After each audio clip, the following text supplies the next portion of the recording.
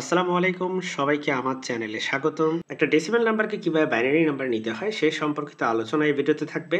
আমাদের ডেসিমাল নাম্বারটা হচ্ছে 25, এটাকে আমরা বাইনারি নাম্বার নিয়ে যাব। এটা একটা পূর্ণ সংখ্যা। আগে আমরা পূর্ণ সংখ্যার একটা ম্যাথ শিখি, তারপরে আমরা একটা ভগ্নাংশ সংখ্যার ম্যাথও শিখব। তো প্রথমে 25কে আমরা 2 দিয়ে ভাগ করব। প্রথমে আমরা 25কে 2 দিয়ে ভাগ করব। তো আমাদের মনে রাখতে হবে ডেসিমাল থেকে বাইনারিতে নিতে হইলে হচ্ছে বাইনারি যেহেতু বেস হচ্ছে 2, এই বেস 2 দিয়ে হচ্ছে আমাদেরকে ভাগ করতে হবে 25কে। 25কে 2 দিয়ে ভাগ করলে আমাদের 12 দুগুণে 24, তার মানে 12 বার যায় ভাগ। আমি একটু এপাশে একটু দেখাই। 25কে হচ্ছে আমি যদি 2 দিয়ে ভাগ করি তাহলে 12 দুগুণে 24 আর হাতে থাকে কত? 1।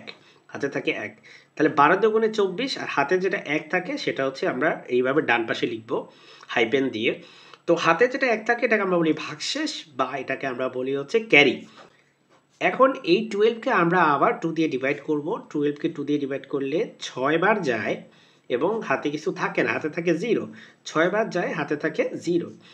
এবার এই 6কে আবার আমরা ডিভাইড করব, করলে হয় 3 বার যায়, তাই না? 3 দুগুণে 6 আর হাতে কিছু থাকে না, ক্যারি হচ্ছে 0। আবার আমরা 2 দিয়ে ভাগ করব, ভাগ করলে আমাদের এখানে 3কে যদি আমরা 2 দিয়ে ভাগ করি, আমাদের 2-একে 2, হাতে থাকে 1।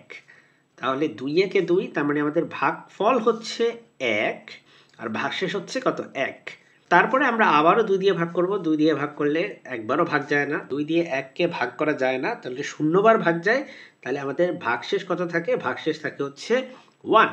তাহলে 0 বার ভাগ যায়, ভাগশেষ থাকে 1।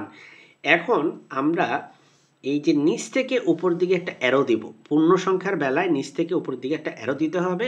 আর এই নিচের যে সংখ্যাটা এটা হচ্ছে মোস্ট সিগনিফিকেন্ট বিট, আর সবচেয়ে উপরে যে অ্যারো যে সংখ্যাটা আছে এটা হচ্ছে লিস্ট সিগনিফিকেন্ট বিট।